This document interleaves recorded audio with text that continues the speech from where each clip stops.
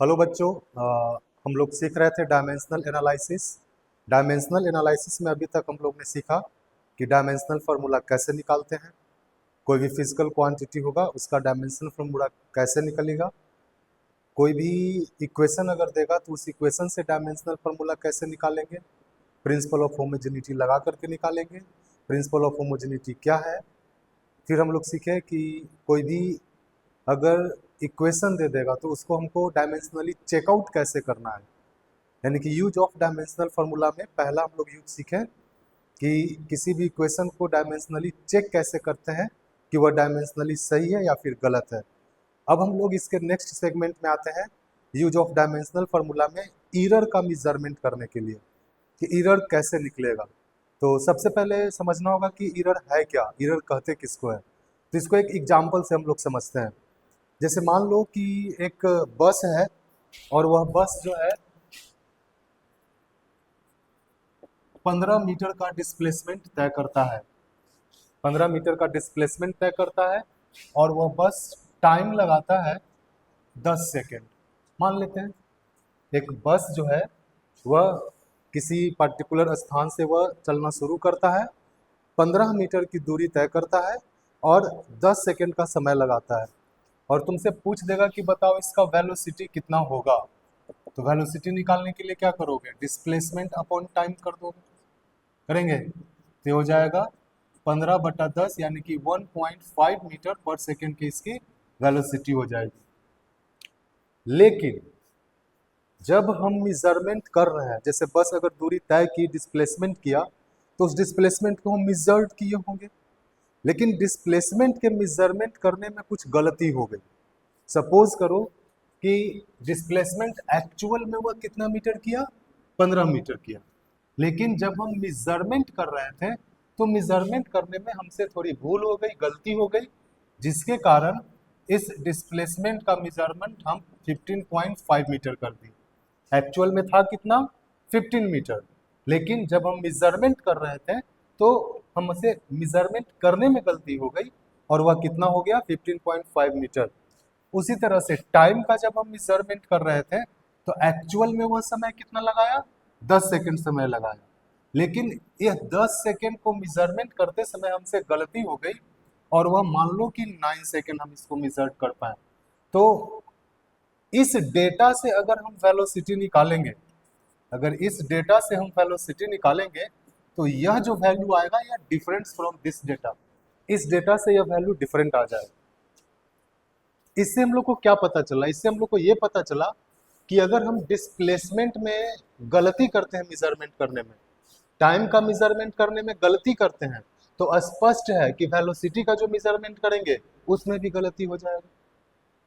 Velocity, अगर किसी बस का हम वेलोसिटी निकाल रहे हैं, इसका मतलब ये हुआ कि यह वेलोसिटी जो है वह टाइम पर डिपेंड्स कर रहा है, डिस्प्लेसमेंट पर डिपेंड्स कर रहा है। टाइम जैसे जैसे बढ़ेगा वैसे वैसे उसकी डिस्प्लेसमेंट चेंज कर जाएगी। जैसे जैसे डिस्प्लेसमेंट बढ़ेगा या घटेगा तो उस कंडीशन में उसकी वेलोसिटी बढ़ या घट जाएगी।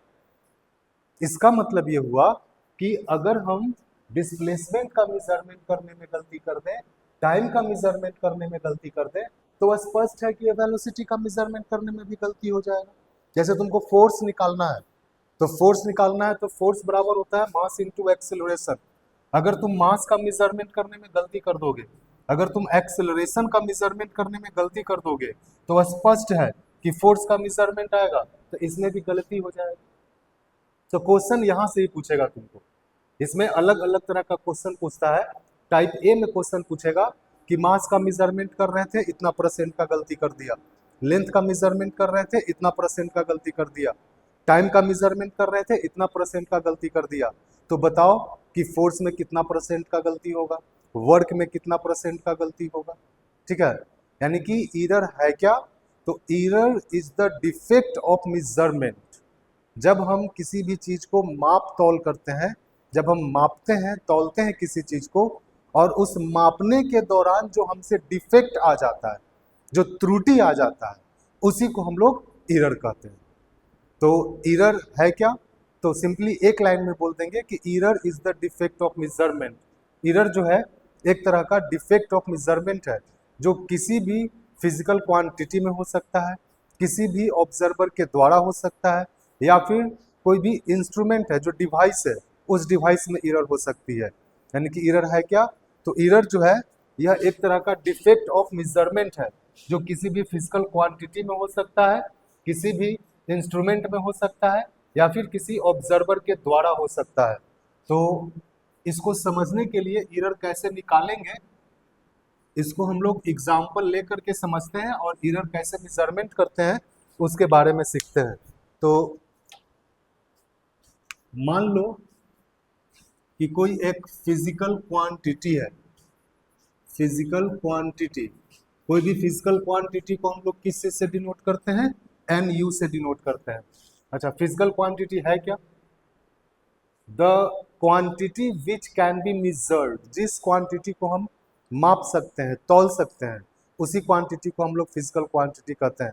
जैसे एग्जांपल के तौर पर कह दिए 10 kg, तो 10 kg, 10 जो हो गया यह मैग्नीट्यूड हो गया, हाउ मच, तो 10, kg is the unit of mass.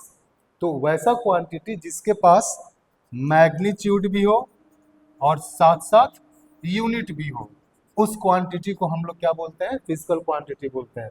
याद रखना है, फिजिकल क्वांटिटी होगी तो स्पष्ट है कि इसमें दोनों चीज होगा, मैग्नीट्यूड भी होगा और साथ साथ यूनिट भी होगा। तो मैग्नीट्यूड, जैसे मान लो कि 10 सेकेंड, तो 10 जो हो गया यह मैग्नीट्यूड हो गया, सेकेंड जो हो गया वह यूनिट हो गया। तो 10 सेकेंड एक फिजिकल क्वांटिटी हुआ कि नहीं हुआ, हाँ, इसको कह देंगे कि यह फिजिकल क्वांटिटी है। क्यों इसको हम लोग फिजिकल क्वांटिटी बोलेंगे, इसलिए बोलेंगे क्योंकि इसके पास मैग्नीट्यूड भी है और साथ साथ यूनिट भी है।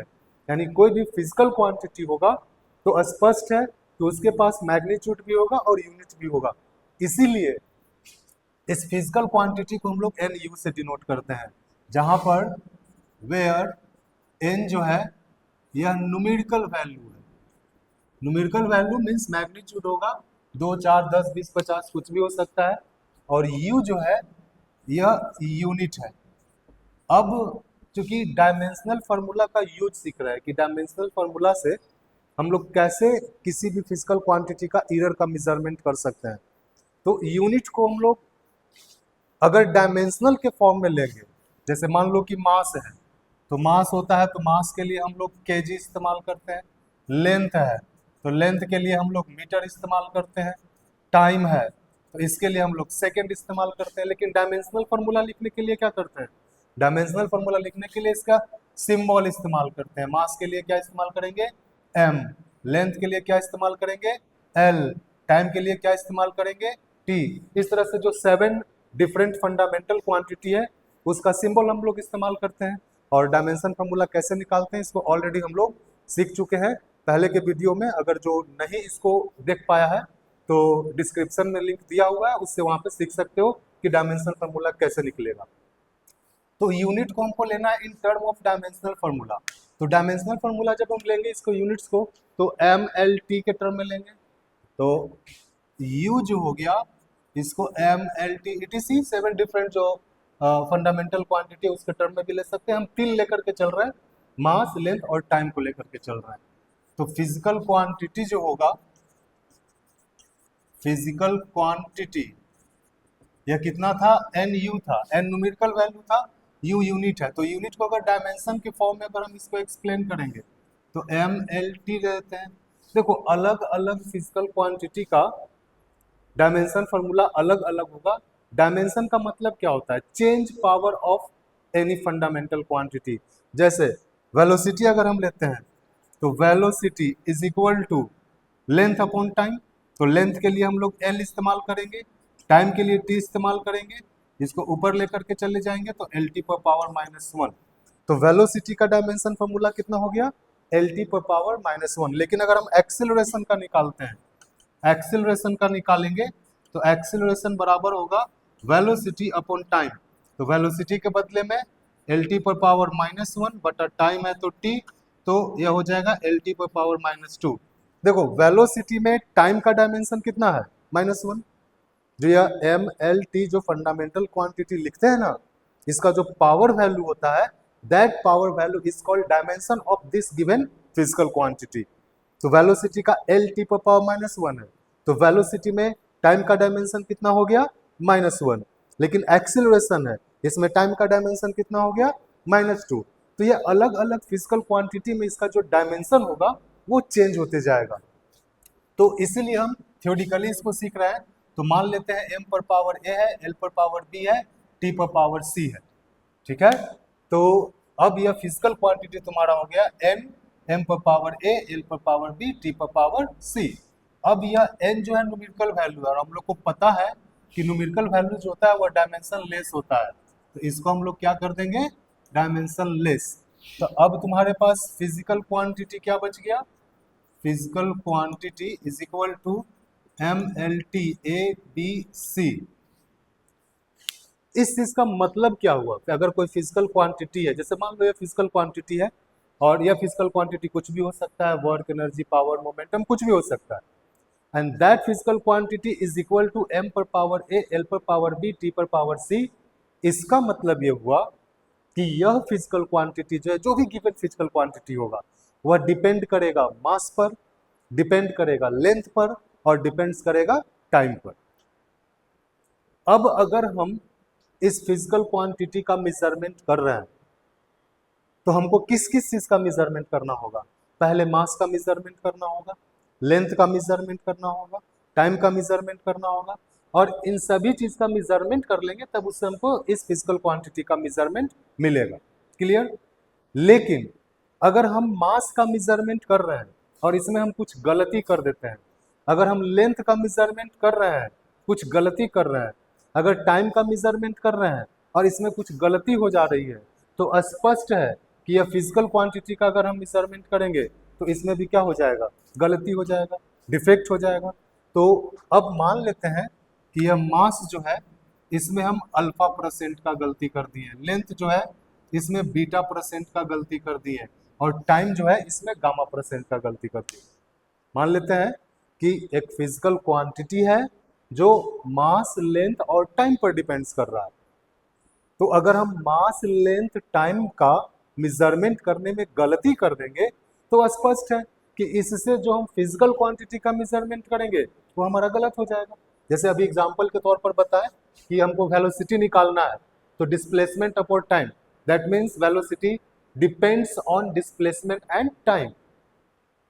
डिस्प्लेसमेंट और टाइम का अगर हम डेटा करेक्ट रखेंगे तब हमसे वेलोसिटी करेक्ट निकलेगा। लेकिन अगर डिस्प्लेसमेंट का मेजरमेंट करने में गलती कर दिए, टाइम का मेजरमेंट करने में गलती कर दिए, तो स्पष्ट है कि वेलोसिटी का जो मेजरमेंट होगा उसमें भी गलती हो जाएगी। तो टाइप ए में यही क्वेश्चन पूछेगा कि मास में इतना परसेंट का गलती है, लेंथ में इतना परसेंट का गलती है, टाइम में इतना परसेंट का गलती है, तो बताओ कि दिस फिजिकल क्वांटिटी में कितना गलती होगा, यही हमको निकालना है। तो हम लोग मान चुके हैं कि अल्फा परसेंट जो है वह परसेंटेज एरर है इन मास, उसी तरह से बीटा परसेंट जो है परसेंटेज एरर है लेंथ का, और गामा परसेंट जो है वह परसेंटेज एरर है टाइम का। देखो बहुत ही सिंपल कॉन्सेप्ट है किसी भी फिजिकल क्वांटिटी में एरर का मेजरमेंट करने के लिए। Now the percentage error in physical quantity, physical quantity का जब एरर निकालेंगे, करना क्या है हमको कि यह फिजिकल क्वांटिटी जिस जिस फंडामेंटल क्वांटिटी पर डिपेंड्स कर रहा है उसका पहले हम डायमेंशन निकाल लेंगे। डायमेंशन निकालेंगे तो उससे हमको इसका पावर वैल्यू पता चल जाएगा कि कितना पावर होगा। जैसे वेलोसिटी का निकालें तो एल टी पर पावर -1, इसका मतलब क्या हुआ, m0 l t पर power -1। That means velocity does not depends on mass but it depends on length and time. तो वेलोसिटी में लेंथ का डायमेंशन कितना, 1, जो पावर वैल्यू है वही डायमेंशन होता है। टाइम का डायमेंशन कितना, -1। एक्सेलरेशन निकाले तो एल टी पर पावर -2, यानी कि यह लेंथ और टाइम पर डिपेंड्स करता है। तो एक्सेलरेशन में लेंथ का डायमेंशन कितना, 1, टाइम का डायमेंशन कितना, -2। तो जो फिजिकल क्वांटिटी तुमको देगा ना निकालने के लिए कि इसका परसेंटेज एरर निकालो, तो उसका क्या करना है कि सबसे पहले हमको डायमेंशनल फॉर्मूला निकाल लेना है। डायमेंशन फॉर्मूला निकालने से तुमको इसका पावर वैल्यू तुमको पता चल जाएगा। अब क्वेश्चन में ये दिया हुआ रहेगा कि मास है तो मास में इतना परसेंट का गलती किया है, लेंथ है तो लेंथ में इतना परसेंट का गलती किया है, टाइम है तो टाइम में इतना परसेंट का गलती किया है। तो करना क्या है कि जब इस फिजिकल क्वांटिटी का हम परसेंटेज एरर निकालेंगे तो जो इसका पावर वैल्यू होगा और जो परसेंटेज एरर होगा इस दोनों को गुना कर देना है। लेंथ का जो पावर वैल्यू होगा, जो परसेंटेज एरर होगा, इसको गुना कर देना है। टाइम का जो पावर वैल्यू होगा, परसेंटेज एरर होगा, इसको गुना कर देना है और सबको अलजेब्रिक सम की तरह जोड़ देना है। इसी से हमको इस फिजिकल क्वांटिटी का एरर निकल जाएगा। तो बोलो इसका अगर हम पावर और परसेंटेज को गुना करेंगे तो हो जाएगा ए अल्फा प्लस बी बीटा अब प्लस सी गामा परसेंट। अब इसको सॉल्व कर लेंगे, उससे हमको एरर का मेजरमेंट आ जाएगा। ठीक है, तो बहुत ही आसान है एरर निकालना के लिए। टाइप ए में हम लोग सीखे कि अगर मास लेंथ टाइम इस तरह से अगर दे दे और उसमें कह दे कि इतना परसेंट है मास में, इतना परसेंट है लेंथ में, इतना परसेंट है टाइम में एरर, तो बताओ कि उस फिजिकल क्वांटिटी में कितना परसेंट का एरर होगा। तो इसके लिए क्या करना है कि जिस फिजिकल क्वांटिटी को हमको दिया हुआ रहेगा उस फिजिकल क्वांटिटी का पहले हम डायमेंशन निकाल लेंगे डायमेंशनल फार्मूला के द्वारा और देख लेंगे कि उसके मास लेंथ टाइम etc में जो भी परसेंटेज एरर है उसके बाद पावर और परसेंटेज को मल्टीप्लाई करते जाना है, सबको ऐड कर देना है, उससे हम लोग को फिजिकल क्वांटिटी का एरर निकल जाएगा। तो इस पर बेस्ड अब एक क्वेश्चन देखते हैं। जैसे मान लो तुमको क्वेश्चन एक दिया हुआ है, क्वेश्चन है if percentage error in mass 2%, in length 4% and in time 1%, then what is the percentage error in force? Question कह रहा है कि मास है, उस मास का मेजरमेंट किए तो 2% का गलती हो गया, लेंथ का मेजरमेंट किए 4% का गलती हो गया, टाइम का मेजरमेंट किए 1% का गलती हुआ, तो फोर्स में कितना परसेंट का गलती होगा। तो सबसे पहले क्या करना होगा, क्योंकि फोर्स जो है मास लेंथ और टाइम पर डिपेंड्स करता है, तो किस पैटर्न पर डिपेंड्स करता है वो उसके डायमेंशन से पता चलेगा। तो हम लोग फोर्स का डायमेंशन फॉर्मूला पहले लिख लेंगे। फोर्स का डायमेंशनल फॉर्मूला होता है mL/T⁻²। अब मास में तुमको परसेंटेज एरर दिया हुआ है, लेंथ में दिया हुआ है, टाइम में दिया हुआ है। मास में कितना परसेंट है, 2% है, लेंथ में कितना परसेंट है, 4% है, और टाइम में कितना परसेंट है, 1% है। अब करना क्या है, now the percentage error in force में हमको परसेंटेज एरर निकालना है। बोलो क्या करना होगा, मास का जो पावर है परसेंटेज गुना कर देंगे, लेंथ का पावर परसेंटेज गुना कर देंगे, टाइम का पावर परसेंटेज गुना कर देंगे। तो मास का पावर कितना है 1, तो 1 × 2 प्लस लेंथ का पावर है 1, 1 × 4, टाइम का पावर है 2, तो 2 × 1%। इसको सॉल्व कर लेंगे तो 2 + 4 + 2% इज इक्वल टू 8%। यानी कि फोर्स जो होगा उस फोर्स का जब हम मेजरमेंट करेंगे इस डेटा से तो हमको कितना परसेंट का गलती आएगा, 8% का गलती आएगा। एक चीज यहाँ और देख रहा होगा तुम लोग, यहाँ पर T⁻⁻2 लिया हुआ है, लेकिन हम यहाँ -2 नहीं लिए, यहाँ +2 लिए। ऐसा क्यों? तो एक बात याद रखना है कि जब कभी भी हम लोग एरर का मेजरमेंट करेंगे तो कहीं पर भी जो निगेटिव साइन होगा उस निगेटिव साइन को कंसिडरेशन नहीं करना है। क्यों नहीं करना है? दो कारण है इसका। पहला कि एरर जो होता है वो मैग्नीट्यूड में होता है। जैसे तुमको मापना था 10 मीटर, लेकिन उसको तुम माप दिया 9.8 मीटर। गलती कहाँ कर रहे हो, गलती कर रहे हैं मैग्नीट्यूड में।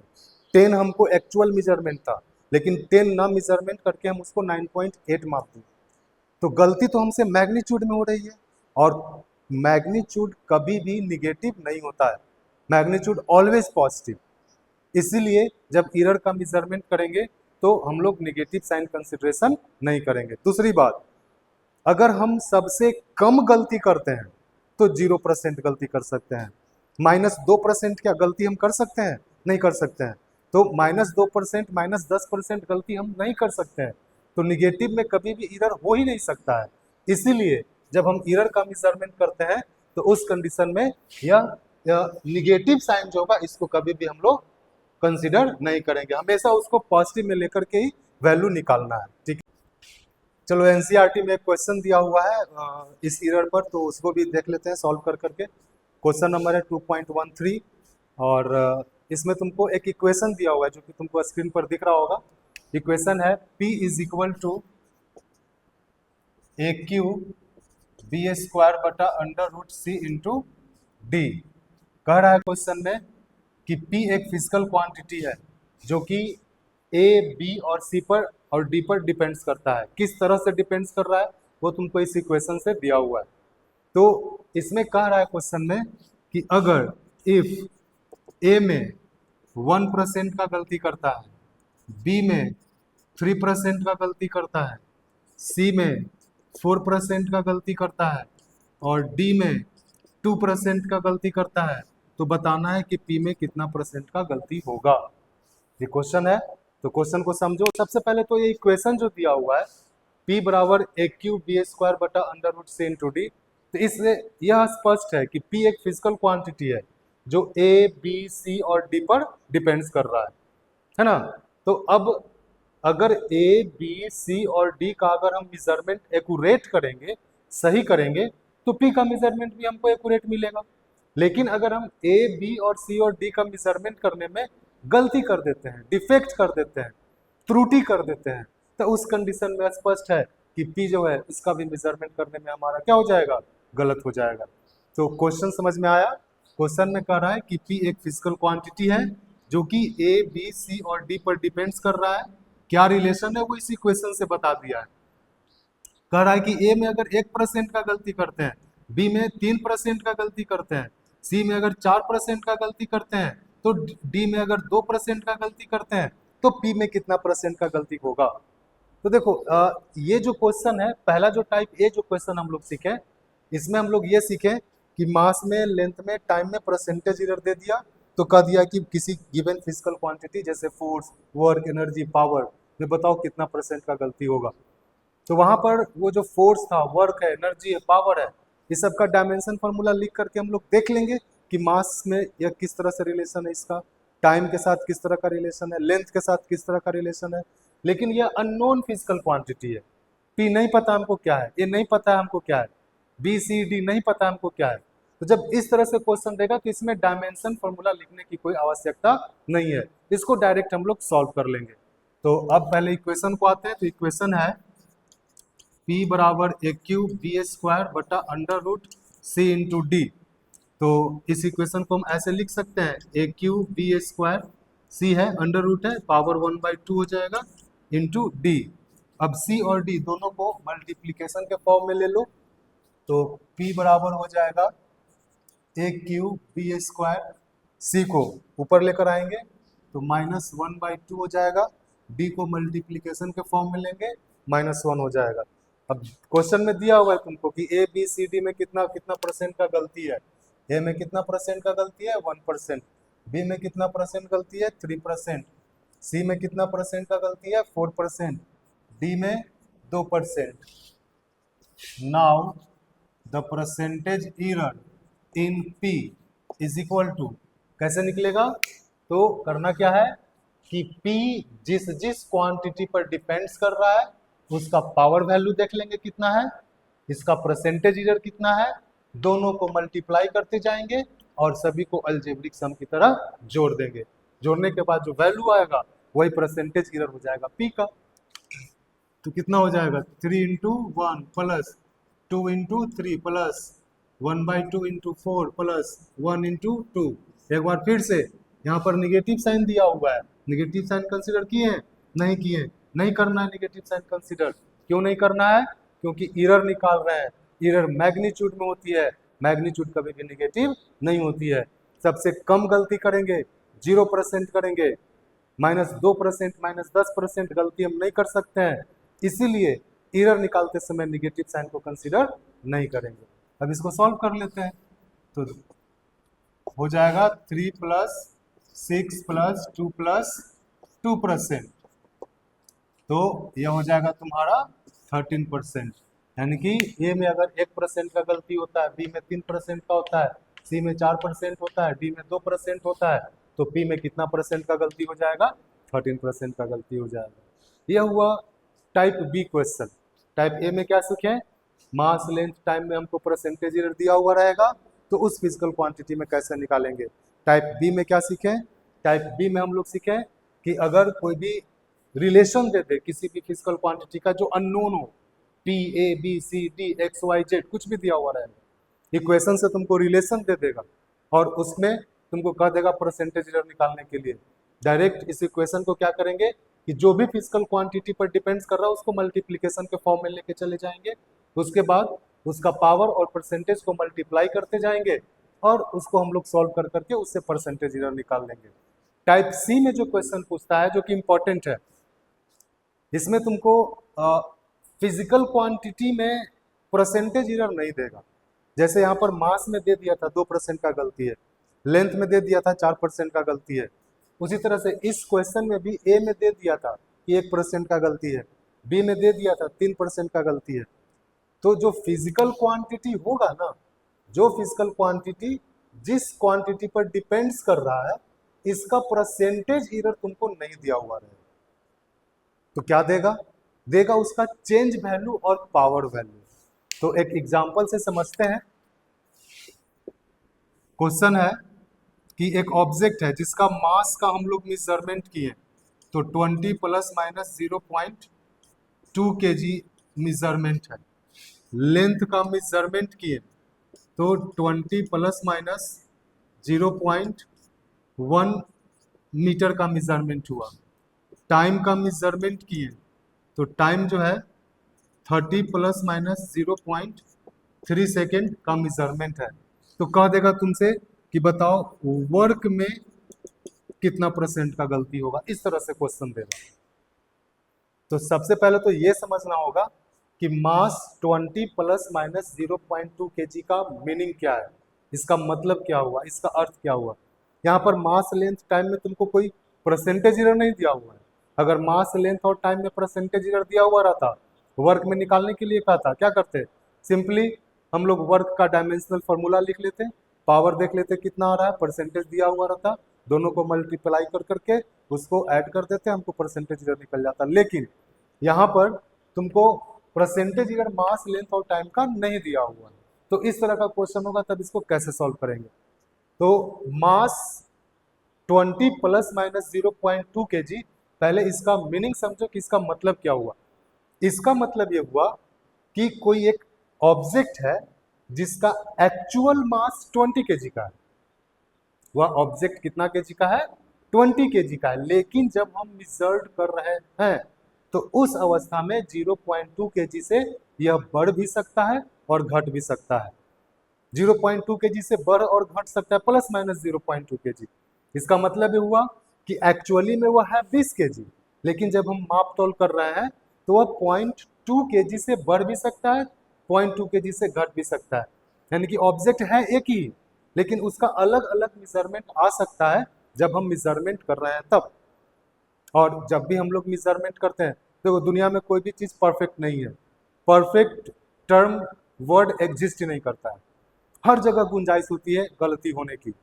तो यह जो गलती है, उसी गलती का हम लोग मेजरमेंट करने के लिए सीख रहे हैं ना, एरर निकालने के लिए सीख रहे हैं। तो इससे हमको क्या डेटा मिला कि यह ऑब्जेक्ट का एक्चुअल मास कितना है, ओरिजिनल मास कितना है 20 kg का, लेकिन जब हम मेजरमेंट कर रहे हैं तो उसमें 0.2 kg से यह बढ़ भी सकता है, घट भी सकता है। यानी कि 0.2 kg जो हो गया, यह इसका चेंज इन मास हो गया, ठीक है। उसी तरह से लेंथ दिया हुआ है 20 प्लस माइनस 0.1 मीटर, इसका मतलब क्या हुआ, उस ऑब्जेक्ट की जो लेंथ है या फिर जो दूरी तय किया है वह कितना मीटर किया है, 20 मीटर, यानी कि यह इसका ओरिजिनल लेंथ हो गया, कितना, 20 मीटर। और 0.1 मीटर से जब हम मेजरमेंट कर रहे हैं तो वह घट भी सकता है, बढ़ भी सकता है, तो यह इसका क्या हो गया, चेंज इन लेंथ। उसी तरह से टाइम दिया हुआ है 30 प्लस माइनस 0.3, तो 30 क्या हो गया, यह इसका ओरिजिनल टाइम हो गया, यानी कि एक्चुअली में वह वस्तु जो है कितना समय लगाता है, इस 20 मीटर को दूरी तय करने में 30 सेकेंड का समय लगाता है। लेकिन जब हम मेजरमेंट कर रहे हैं तो उसमें हमसे हो सकता है 0.3 से बढ़ के आ जाए डेटा, या फिर 0.3 सेकंड से घट के आ जाए, तो यह तुमको क्या मिल जाएगा, चेंज इन टाइम। अगर इस तरह से क्वेश्चन दे तो सबसे पहले क्या करना होगा तुमको कि मास लेंथ और टाइम में परसेंटेज एरर निकालना होगा। अब कैसे निकलेगा मास लेंथ और टाइम में परसेंटेज एरर, तो उसके लिए फॉर्मूला इस्तेमाल करना है, percentage error is equal to change in value बटा ओरिजिनल वैल्यू इंटू 100%। ये फॉर्मूला याद रखना। ये फॉर्मूला हम लोग कब अप्लाई करेंगे, जब हमको मास लेंथ टाइम में परसेंटेज एरर नहीं दिया हुआ है, क्या दिया हुआ रहेगा, चेंज वैल्यू और ओरिजिनल वैल्यू दिया हुआ रहेगा।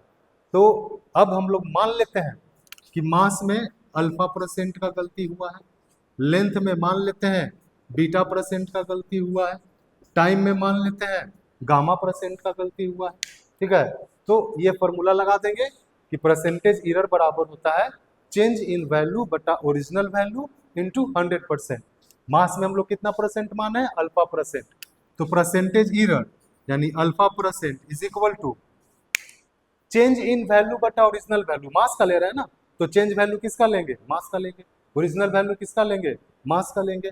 तो परसेंटेज एरर बराबर चेंज इन वैल्यू, तो change in mass, change in mass कितना है 0.2 kg, ओरिजिनल मास कितना है 20 kg इंटू 100%।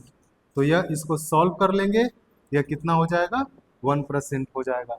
यानी कि अब हमको पता चल गया कि इस डेटा से मास में हम कितना परसेंट का गलती कर रहे हैं मेजरमेंट करने में, 1% का गलती कर रहे हैं। लेंथ में हम लोग बीटा परसेंट निकाले हैं, बीटा परसेंट मान लिया है कि लेंथ में एरर है, तो बीटा परसेंट निकालने के लिए फिर वही फॉर्मूला लगाएंगे, परसेंटेज एरर यानी परसेंटेज बीटा बराबर चेंज इन वैल्यू बटा ओरिजिनल वैल्यू इंटू 100%। बीटा है किसमें एरर, लेंथ में है, तो लेंथ का चेंज वैल्यू कितना है 0.1, ओरिजिनल वैल्यू कितना है 20, तो change in length 0.1 original 20 into 100% होगा। यहां से उड़ा देंगे इसको, ये कट गया, हो जाएगा 1/2 यानी कि 0.5%। उसी तरह से टाइम है, तो टाइम में भी तो हम लोग मान लिए गामा परसेंट का गलती किया है, तो gamma percent change in value कितना से चेंज किया है टाइम 0.3, ओरिजिनल कितना है 30 इंटू 100%। यहाँ से भी इसको हम लोग सॉल्व कर लेंगे 1%। अब देखो हम लोग के पास अल्फा बीटा और गामा आ गया, दैट मीन्स कि मास लेंथ और टाइम का हमको परसेंटेज एरर आ गया। जब मास लेंथ और टाइम का परसेंटेज एरर आ गया, तो अब क्या करना है हमको कि इसमें हम लोग को निकालना है कि वर्क डन में कितना परसेंट का गलती करेगा। तो वर्क डन में परसेंटेज निकालने के लिए अब क्या करेंगे, वर्क का डायमेंशन फॉर्मूला लिख लेंगे। तो वर्क बराबर कितना होता है dimension formula, ml² T⁻⁻²। M में कितना माने थे अल्फा परसेंट, एल में कितना माने थे बीटा परसेंट, टी में कितना माने थे गामा परसेंट। अब अल्फा बीटा गामा तीनों का वैल्यू है हमारे पास, अल्फा का वैल्यू कितना है 1%, बीटा का वैल्यू कितना है 0.5%, गामा का कितना है 1%। Now the percentage error in work, क्या करना होगा, पावर परसेंटेज को मल्टीप्लाई कर देना होगा, तो हो जाएगा मास का पावर है 1, तो 1 इंटू 1 प्लस लेंथ का पावर है 2, तो 2 इंटू 0.5 प्लस, यहाँ पर देखो माइनस साइन है, माइनस साइन नहीं लेंगे 2 लेंगे, सिर्फ इसका मैग्नीट्यूड, तो 2 इंटू 1%। अब इसको सोल्व कर लेंगे, तो 1 प्लस 2% इज इक्वल टू 4%। यही वर्क का परसेंटेज एरर हो जाएगा।